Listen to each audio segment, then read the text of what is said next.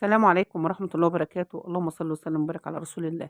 لو الفيديو مكفّاش أنا هانزّل فيديو تاني فورًا ورا ده على طول، هنكمّل القصة للآخر ونعرف الأخ الأكبر لمّا طلّع الزكاة وبعديه أخوه، وبعديه أخوه، وبعديه أخوه، بسم الله تبارك الله هم عددهم كانوا كتير الله أعلى وأعلم مش عايزة أقول يعني إيه عدد حد ربنا يبارك في عمرهم وفي ذريتهم يا رب.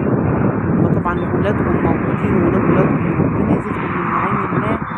مش هتصدقوا يا جماعة اللي حصل، بسم الله ما شاء الله تبارك الله، ومصورات الأرض الزراعية وجمالها شايفين الصور طبعًا حاجة جميلة تشرق القلب.